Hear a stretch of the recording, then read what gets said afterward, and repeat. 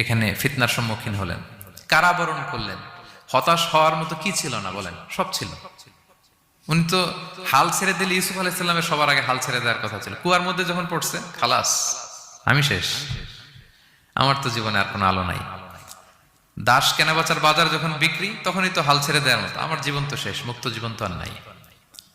জুলাইখা যখন অত্যাচার করতেছিল, তখনই হাল ছেড়ে দেওয়ার মতো ছিল। জেলখানায় মোর দেন আ ডেকেড, 12 বছর জেলখানায় ছিল, মানে মোর দেন 10 ইয়ার্স, 10 বছরের বেশি। তো তারপরেও তিনি কি করেন নাই? অজুহাত দেয় নাই। ধৈর্যের সাথে, সাহসিকতার সাথে একটার পর একটা পথ পরিক্রমা তিনি পাড়ি দিয়েছেন। এবং দেখেন যে উনি জেলখানার ভেতরে যে পুরো জেলখানার পরিবেশ চেঞ্জ করে ফেলছিলেন আল্লাহ নবী ইউসুফ আলাইহিস সালাম। জেলখানায় কারা যায় বলেন তো দেখি? চোর, ডাকাত, গুন্ডা, বদমাশ, তাই না? তো ওখানে যে উনি দেখলেন যে কারা কর্তৃপক্ষ এই গুন্ডা বদমাশদেরকে নিয়ন্ত্রণে রাখতে হিমশিম খাচ্ছে। আল্লাহ নবী ইউসুফ আলাইহিস সালাম ওনার চারিত্রিক মাধুর্যতা দিয়ে, ওনার পার্সোনালিটি দিয়ে, ওনার আচরণ দিয়ে, সবকিছু দিয়ে সবার মন জয় করে ফেলেন। কয়েক মাসের ব্যবধানে পুরো মিশরের জেলখানা ওনার নিয়ন্ত্রণে। সবার অসুস্থ যারা সেবা শুশ্রূষা করলেন, যাদের কাউন্সিলিং দরকার কাউন্সিলিং করতে লাগলেন। মাঝখানে আবার 2জন কয়েদি স্বপ্ন দেখলো, তারা দেখলো যে এখানে স্বপ্ন বলতে হলে ইউসুফকেই বলতে হবে। ইউসুফ আলাইহিস সালামের কাছে বললো, উনি সুন্দর স্বপ্নের ব্যাখ্যা করলেন। এরপর প্রপার একটা টাইমে দাওয়াতি কাজ শুরু করলেন। তার মানে আপনার রাস্তা যদি একটা বন্ধ হয়, আরো 10টা খোলা, ঠিক কিনা? একটা দরজা বন্ধ, আল্লাহ তাআলা আরো অনেকগুলো দরজা খুলে দিবেন। One door is closed, many doors are open, আরদুল্লাহি ওয়াসিআ। দাওয়াতি কাজ আপনি করতে চাইলে অনেক জায়গা খোলা আছে। এবং জেলখানা, কারাবরণ, কোনো কিছু দিয়ে আল্লাহ নবী ইউসুফ আলাইহিস সালামকে দমানো যায় না। দমানো গিয়েছে না। যেন সফলরা এগুলো বলেন, আমি তো কারাবরণ করছিলাম, আমি তো 10 বছর ছিলাম না, আমার তো এই সমস্যা। এগুলো সফল লোকদের কথা না। আপনারা নেলসন ম্যান্ডেলার নাম শুনেছেন? সাউথ আফ্রিকার প্রথম প্রেসিডেন্ট।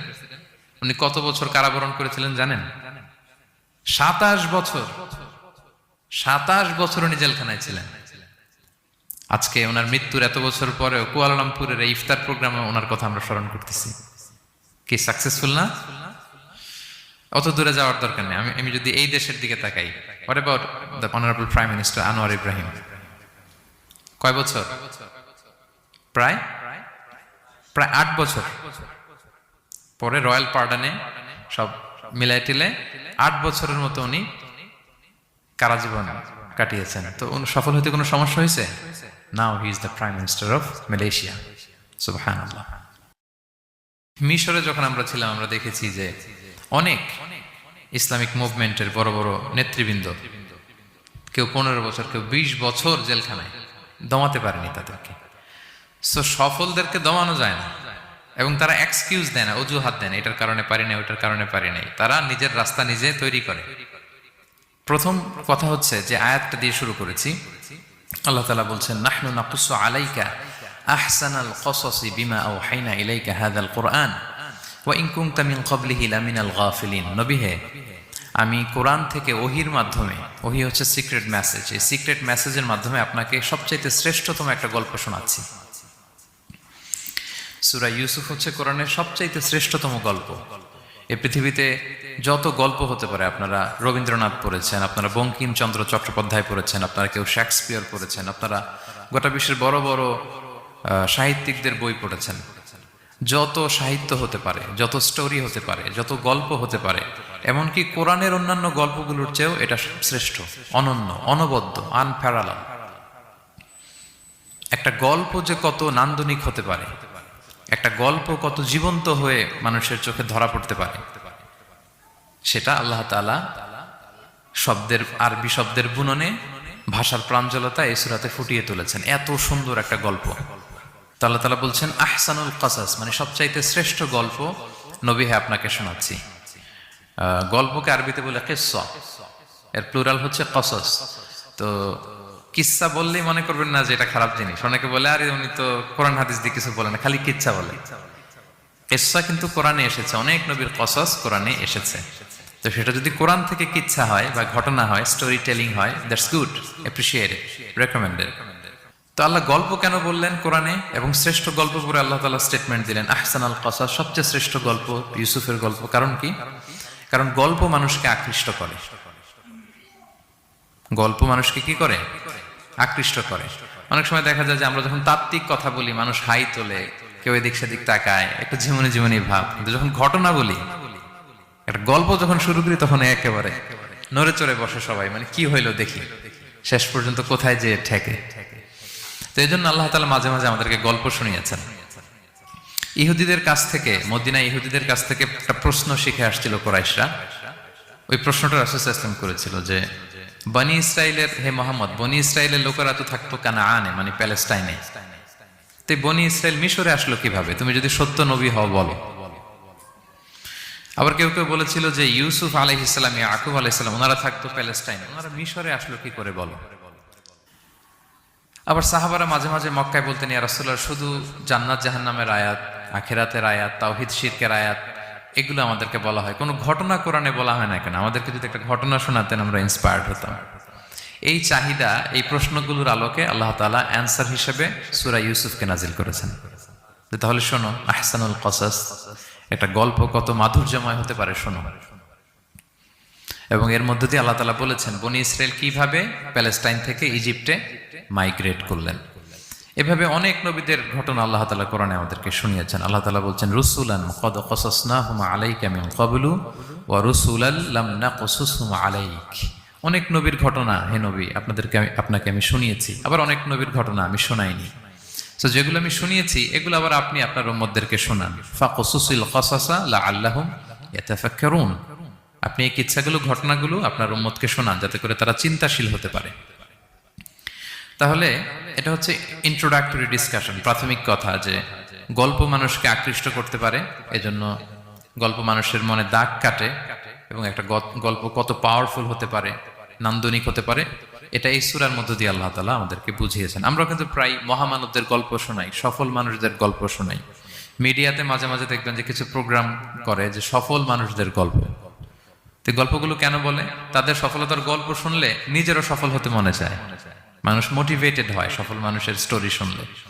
এখানে আপনারা অনেক ব্যবসায়ী আছেন, জীবনের শুরুটা ছিল অনেক কষ্টের, তাই না? একটা সময় পাড়ি দিয়ে এখন very big business magnate in Kuala Lumpur, মাশাআল্লাহ, অনেক বড় ব্যবসায়ী। তা আপনার হিস্ট্রিটা যদি আমাদের সাথে শেয়ার করেন, গল্পটা যদি বলেন, তখন আমরা অনুপ্রাণিত হব। এজন্য আল্লাহ তাআলা কোরআনে আমাদেরকে গল্প শোনান। তো এই সূরা থেকে আমরা কি কি শিখি? প্রথম যে লেসনটা আমরা শিখি সেটা হচ্ছে, যেহেতু আমি একেবারে ক্রিম লেসনগুলো আপনাদের সামনে আনবো, পুরো সূরাটা কভার করা তো সম্ভব হবে না। প্রথম লেসন হচ্ছে সূরা ইউসুফ থেকে, যে স্বপ্ন কারোর সাথে শেয়ার করতে নেই। স্বপ্ন যেটা মানুষ ঘুমিয়ে ঘুমিয়ে দেখে, এটাও স্বপ্ন। আবার আরেকটা আছে যেটা মানুষকে ঘুমাতে দেয় না, ওইটাও স্বপ্ন। স্বপ্ন যেটা মানুষ ঘুমায় দেখে, এটাও স্বপ্ন। আবার যেটা পাবার আকাঙ্ক্ষা মানুষকে ঘুমাতে দেয় না, ওইটাও কি? স্বপ্ন। ওটার ভিশন বলে। এই দুইটার একটাও কারোর সাথে শেয়ার করতে নেই। ঘুমের স্বপ্নও শেয়ার করবেন না, আর আপনার যে লং ভিশন ওইটাও শেয়ার করবেন না কারোর সাথে। এটা হচ্ছে প্রথম লেসন, স্বপ্ন শেয়ার করতে নেই। ছোট্ট ইউসুফ আলাইহিস সালাম স্বপ্ন দেখলেন 11টা তারা, চাঁদ, সূর্য ওনাকে সেজদা করতেছে। এই স্বপ্ন দেখি তার বাবার সাথে শেয়ার করলেন, ইয়াকুব আলাইহিস সালামের সাথে। ইয়াকুব আলাইহিস সালাম বললেন, লা তাকুসুস রুইয়াকা আলা ইখওয়াতিকা ফায়াকিদু লাকা কাইদা। ইউসুফ, তুমি আমাকে বলেছো ভালো, কিন্তু তোমার ভাইদের বলতে যেও না আবার, তাহলে তারা তোমার প্রতি কি করবে? জেলাসি করবে, ষড়যন্ত্র করবে। আর নি'মাতু মাহসুদা, এটা পৃথিবীর চিরাচরিত নিয়ম। আপনি যদি কোনো ব্লেসিংস পান আল্লাহর পক্ষ থেকে, অন্যদের চেয়ে আপনি একটু ডিফারেন্ট হন, আপনার অনেক কিছু থাকে, এটা সবার ভালো লাগবে না। আপনার ভালো জিনিস সবার ভালো লাগবে না। আপনার এই ভালো জিনিসের কারণে অনেকে আপনাকে ঘৃণা করবে। সো স্পেশালি যদি কোনো ভালো স্বপ্ন দেখেন, এট দ্য সেম টাইম খারাপ স্বপ্ন যদি দেখেন, এটা আপনি শেয়ার করবেন না কারোর সাথে। কারণ স্বপ্ন এটা কেবলমাত্র মন মস্তিষ্ক প্রসূত কোনো বিষয় না। মুমিন জীবনে এটা অনেক অর্থবহ। মাঝে মাঝে স্বপ্নের মাধ্যমে আল্লাহ মানুষকে বার্তা দেয়, ইলহাম পাঠায় স্বপ্নের মধ্য দিয়ে। এজন্য বিজ্ঞ, প্রাজ্ঞ, শুভাকাঙ্ক্ষী কাউকে শেয়ার করা যায়। যার জ্ঞান নেই বা ব্যক্তিগত জীবনে পাপী, ভালো মানুষ নয় বা হিংসুক টাইপের, এদের কাউকে আপনার কখনো স্বপ্ন শেয়ার করবেন না। ভালো স্বপ্ন দেখলে শুকরিয়া করবেন আল্লাহর, আলহামদুলিল্লাহ। আল্লাহ কবুল করো। খারাপ স্বপ্ন দেখলে পানাহা চাবেন আল্লাহর কাছে। সুনানে তিরমিজিতে একটা বাব আছে, একটা চ্যাপ্টার, বাব লা তাকুসুর রুইয়া ইল্লা আলা আলিম আও নাসিহ। ভালো আলেম অথবা শুভাকাঙ্ক্ষী ছাড়া স্বপ্ন কাউকে বলতে যেও না, এই অনুচ্ছেদের নাম। এরপর এর কারণটা কি? কারণটা হচ্ছে ফাইন্নার রুইয়া তাকাউ আলা মা তুআব্বার। স্বপ্নের ব্যাখ্যা যেমনটা করা হয় তেমনটাই হয়। আপনি একটা স্বপ্ন দেখলেন, একজনকে একটা বললেন, সে হুট করে একটা ব্যাখ্যা দিয়ে দিল, ওইটাই হয়ে যাবে। এটা আপনার জন্য ভয়ঙ্কর হয়ে যেতে পারে। লা ইউহাদ্দিসু বিহা ইল্লা লাবিবান আও হাবিবা। আপনার শুভাকাঙ্ক্ষী, আপনার বন্ধু, আপনার ভালো চায়, এদেরকে বলতে পারেন। কিন্তু যার এই ব্যাপারে জ্ঞান নেই, হুটহাট করে ব্যাখ্যা করবে, এরকম কাউকে বলা যাবে না। কারণ যেমন ব্যাখ্যা করা হবে তেমনটা হবে। ইউসুফ আলাইহিস সালাম ভালো স্বপ্নের ব্যাখ্যা জানতেন, ইয়াকুব আলাইহিস সালাম ভালো স্বপ্নের ব্যাখ্যা জানতেন, আল্লাহ রাসূল সাল্লাল্লাহু আলাইহি ওয়াসাল্লাম ভালো স্বপ্নের ব্যাখ্যা জানতেন। আবু বকর রাদিয়াল্লাহু তাআলা আনহু সাহাবীদের মধ্যে সবচেয়ে ভালো স্বপ্নের ব্যাখ্যা জানতেন।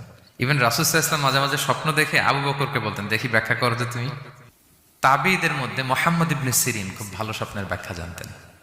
এক লোক এসে মুহাম্মদ ইবনে সিরিনকে বলল যে আমি দেখলাম আমার ছেলে পানি খেতে খেতে পেটটা এত বড় হয়ে গেছে। এই একই স্বপ্ন আরেকটা লোকও দেখলো, দেখে এক মূর্খের কাছে জিজ্ঞেস করলো। সে বলল, সর্বনাশ, এত বড় পেট হয়ে গেছে, তোমার ছেলে তো মারা যাবে। ঠিকই কয়েকদিন পরে ছেলেটা মারা গেল। আর একই স্বপ্ন দেখে এই লোক মুহাম্মদ ইবনে সিরিনকে জিজ্ঞেস করেছিল, উনি বলেছেন যে তোমার ছেলে তো অনেক বড় আলেম হবে। ঠিক তাই হয়েছে, ওই ছেলে অনেক বড় আলেম হয়েছে।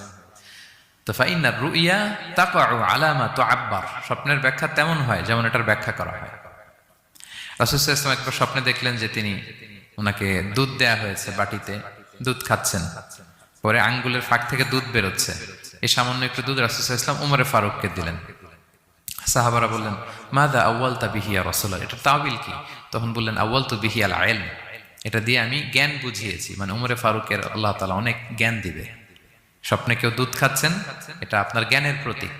রাসূল সাল্লাল্লাহু আলাইহি ওয়াসাল্লাম স্বপ্নে দেখলেন লোকজন দাঁড়ানো, কারো গায়ের জামা এতটুকু, কারো এতটুকু, কারো হাঁটু পর্যন্ত, আর উমরে ফারুক জামা একেবারে টেনে হিচড়ে যাচ্ছে। তো সাহাবারা বললেন, মাযা আউয়ালতু বিহি ইয়া রাসূলুল্লাহ, এই স্বপ্নের তাওয়িল কি, ব্যাখ্যা কি? রাসূল সাল্লাল্লাহু আলাইহি ওয়াসাল্লাম বললেন, আউয়ালতু বিহি আদ-দীন আত-তাকওয়া, এটা দ্বারা আমি দিনদারি বুঝিয়েছি। মানে উমরে ফারুকের দিনদারি অনেক বেশি। স্বপ্নে কেউ ছোট জামা দেখলে তার দিনদারি কমতেছে, এটার একটা আলামত। তো এই জন্য হুট করে স্বপ্নের কথা কাউকে শেয়ার করতে নেই। রাসূল সাল্লাল্লাহু আলাইহি ওয়াসাল্লাম ফজরের সালাতের পরে মসজিদে নববীতে সালাম ফিরিয়ে সাহাবাদের দিকে মুখ ফিরিয়ে বসতেন, তাসবিহ পড়তেন, এরপর জিজ্ঞেস করতেন, হাল রাআ আহাদুম মিনকুম আল বারিহাতা রুইয়া, গত রাতে কেউ কোনো স্বপ্ন টপ্ন দেখেছে নাকি? তো তখন সাহাবারা এই স্বপ্ন বলতেন, রাসূল সাল্লাল্লাহু আলাইহি ওয়াসাল্লাম ব্যাখ্যা করতেন। সুবহানাল্লাহ, কত সৌভাগ্যবান ছিলেন তারা।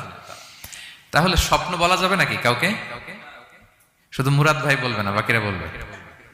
স্বপ্ন বলবেন কাউকে না। খুবই শুভাকাঙ্ক্ষী, আপনার একেবারে ক্লোজ ফ্রেন্ড, তাকে বলতে পারেন। আর অনেক বড় আলেম, যিনি ভালো ব্যাখ্যা করতে পারবেন, আপনাকে গাইড করতে পারবেন, তাকে বলবেন। এছাড়া বলা যাবে না। আর খারাপ স্বপ্ন তো বলাই যাবে, আল্লাহ তাআলার কাছে পানাহ চাইতে হবে। তাহলে ঘুমিয়ে ঘুমিয়ে যেটা দেখি এটা কারোর কাছে বলা যাবে না। আর যেটা পাওয়ার আকাঙ্ক্ষা মানুষকে ঘুমাতে দেয় না, ওইটাও একটা স্বপ্ন। বলে না যে আমার জীবনের স্বপ্ন আমি এটা করব, এটাও স্বপ্ন। এই ভিশনও শেয়ার করা যাবে না কারোর সাথে। আপনারা তো ব্যবসায়ী মানুষ, টিপস শিখাই দেয় কিছু। বিশাল বড় একটা কিছু প্রজেক্ট নিছেন, শুরু করার আগে আপনি বলে ফেলছেন, শেষ, আর এটা হবে না। দেখবেন যে এখান থেকে কনস্পিরেসি, ওইখান থেকে শত্রুতা, ওইদিকে এটা করছে ওইটা করছে, আপনি আর আগাতেই পারবেন না। দুঃখজনক হলেও সত্য, আমরা বাংলাদেশিরা তো এগুলোতে অভ্যস্ত। সবার মধ্যে কম বেশি জেলাসি কাজ করে ন্যাচারালি, আমাদের বাংলাদেশিদের এটা আরো বেশি। আমি আমার প্রায় আলোচনাতে বলি যে আমাদের জাতীয় খেলা হাডুডু হওয়ার কারণ হচ্ছে এই খেলার ধরনটাই এমন। একজন সামনে যেতে চায়, 10 জন পা ধরে পিছনে টানতে চায়। তো একটা গল্প শুনেছিলাম এরকম, যে এক লোক জাহান্নাম ভিজিট করতে গেছে। এক এক দেশের লোকদের জন্য এক এক জাহান্নাম, প্রত্যেক জাহান্নামের উপর একজন রক্ষী ফেরেশতা। তো দেখতেছে যে একটা জাহান্নামের আশেপাশে কোনো রক্ষী ফেরেশতা নেই। তো বললো যে সব জাহান্নামের উপরে রক্ষী ফেরেশতা যাতে বেরোতে না পারে কেউ, এই জাহান্নামের কোনো রক্ষী ফেরেশতা নাই কেন? এটা কোন দেশের? বলতেছে এটা বাংলাদেশের জাহান্নাম। কেউ যদি কোনো রকম বের হইতে চায়, বাকিরা টেনে আবার ঢুকায় ফেলবে, বেরোয়া যাবে না এখান থেকে। তো এটা নাকি বাংলাদেশের জাহান্নাম। এটা জাস্ট একটা মজার ছলে গল্প করলাম আর কি।